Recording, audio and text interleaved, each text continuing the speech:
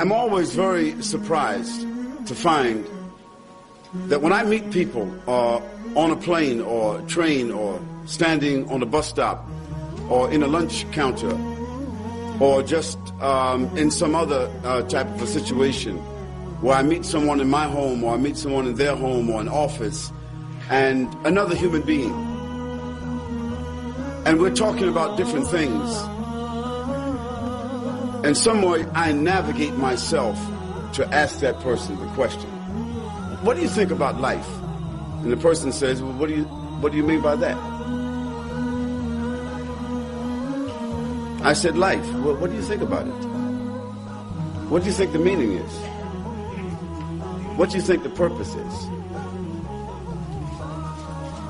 And you'll be surprised that intellectual people, educated people, religious people, opinionated people, arrogant people, rich people, white people, black people, Americans, British, Australians, Spanish, Germans, French, heads of state, diplomats, athletes, celebrities, people whom you would think should have some kind of grip or have come to some kind of determination about this very simple question. I asked them, well, what do you think is the purpose of life? And suddenly there's a silence. There's a hesitation. The person is not forthright.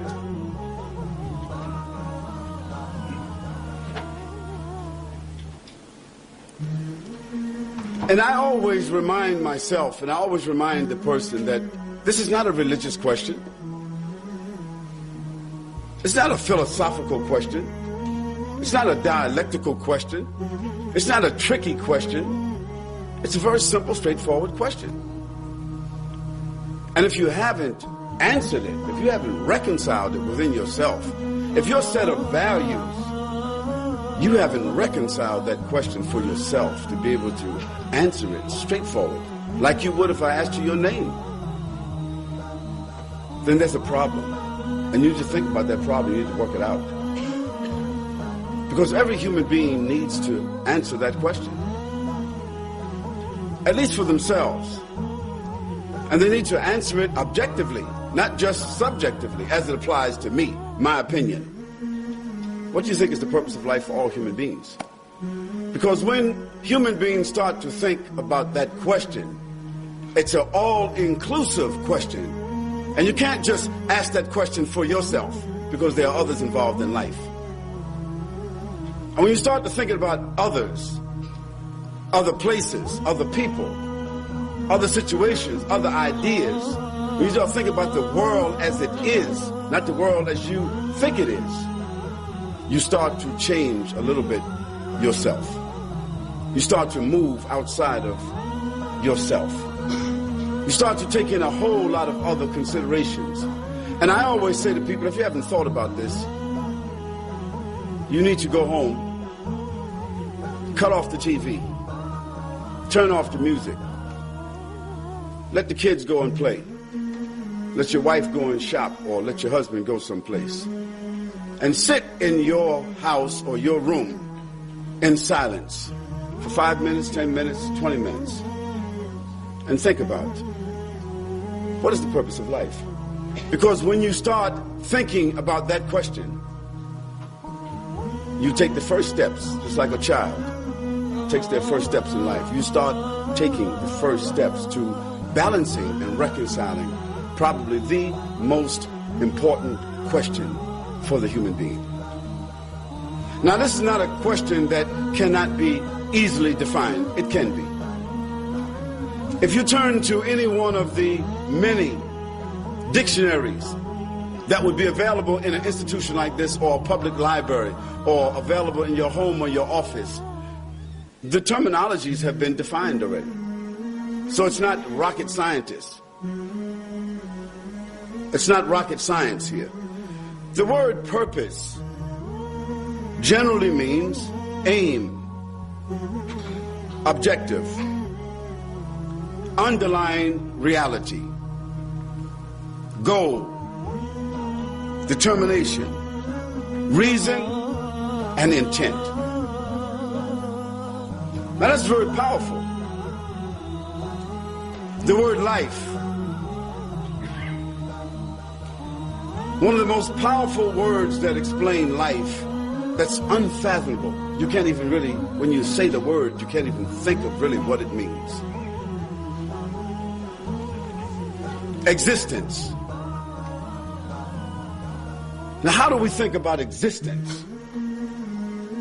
Is it vertical? Is it horizontal? What's the depth to it? What's the diversity of it? How far is it? How many kinds of creatures does it involve? What kind of substances? Where? How? When? Who's behind it? How did it come about? Such a profound word, existence.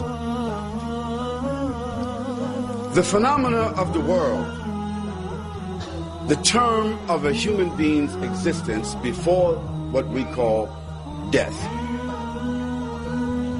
Death.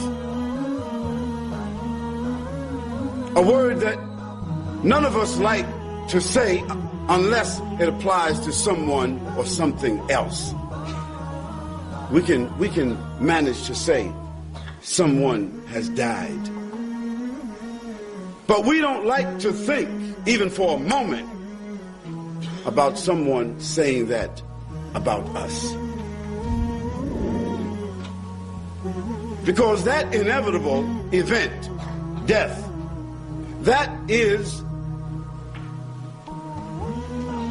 what you and I are on a downhill incline facing every single day. And babies die. Young people die. Old people die. Pretty women die. Handsome men. Rich people. Everyone faces death and will die. No matter what your philosophy is, what your preoccupation is, what your orientation is, who you think you are, where you think you're headed, what's your background, what's your family, what's your class, title, and structure, it doesn't matter. We're all headed towards death. And life is a gift that's been given to you and me. And we have to work out the variables between here and there. So when we speak about the purpose of life, for individuals, it's really a simple issue. But we need to take a look at it. Now, for individuals and for governments, the purpose of life is a little bit different. It takes upon a different set of dynamics. And I want to discuss with you from a socio-political point of view, because my background is sociology. And so it means I study behavior. I study the behavior of governments, civilizations, societies. I study the behavior of individuals. That study of behavior helps me to understand when something is here and you study the evolution of it, where it has come from, you get an understanding of where it is headed. And you start to see things to be almost the same. And when we talk about life, the life of a person, whether their life expectancy or their life anticipation, their life involvement, for all human beings, it's basically the same. Now, you might eat a little more fancy food than somebody that's living in Rwanda. You may live in a little more fancy house than someone that's living in Somalia or Afghanistan. You may have a little bit more choice of clothing when you open up your closet than someone that might be living in the Amazon. But when you're sick, sickness is the same, and your response to sickness is the same as those people that we just talked about. And when you have trauma in your life, tragedy in your life, you respond to it the same as those people. As a matter of fact, when people have been undergoing trauma on a daily basis, they deal with it better than what you and I would deal with it when it comes to us.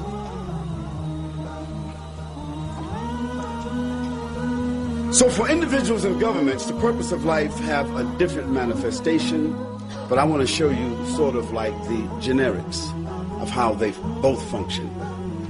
Because one of our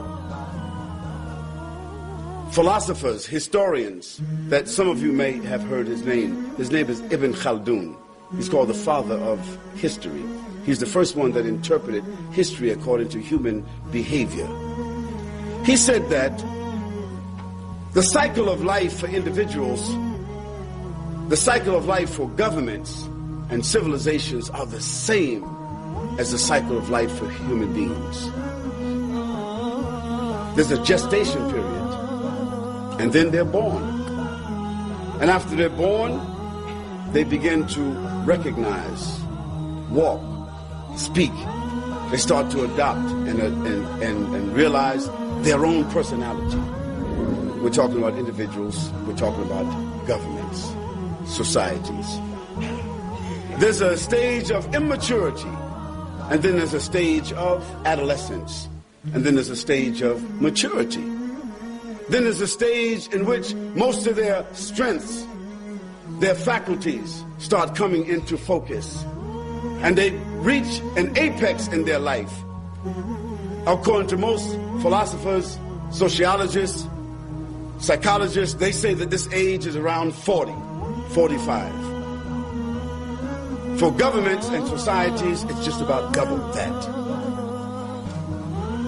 Then they start to realizing and understanding the values and the dynamics of life a little bit more than they did when they were 30 and 20, because now they have reached the top of the hill and they start looking down. And as they start to decline into 50s and 60s, life starts to become more precious to them. And governments like Australia, like the United States of America, like the UK, and like some who are finished now, they start to realize also that they are not as powerful as they claim to have been. They start to see that they are unable to hold on to everything that they have taken. They start to see that the world does not revolve around them. They start to realize that they cannot exist without the collaboration and the cooperation of other individuals, of other governments, of other people. They start to realize this. And inevitably, individuals, like governments, soon become dependent upon others. They return back to a state where they were dependent before, and after being rich, independent, arrogant, powerful, selfish, self-centered, whatever, they start to becoming wise, giving, benevolent, understanding, compromising, mature, and looking at the anticipation of the inevitable, which is sickness and death. And one day, some of us in this room will remember that this has been said, that a great country like Australia, great country like America, where I'm from, great country like Great Britain, France, Germany, all these great countries, there's going to be a time, maybe not in our lifetime, when someone will speak about them with a historical, rhetorical mention, because they'll be over. And there'll be some other names here, like there are some other names here now. And we speak about others who were here, who thought they were powerful and would be here forever, rhetorical and historical. So we want to talk about the purpose of life as it applies to individuals and governments, because that allows us to understand the topic. I ask you to bear with me, because this is one of my favorite discussions. Not because I feel I treat it well or understand it well, but because it allows me as a human being to better understand how to negotiate my own life, how to appreciate my own life, how to appreciate those who are around me, those who may be dependent upon me or those whom I'm dependent upon, those who I interact with on a daily basis.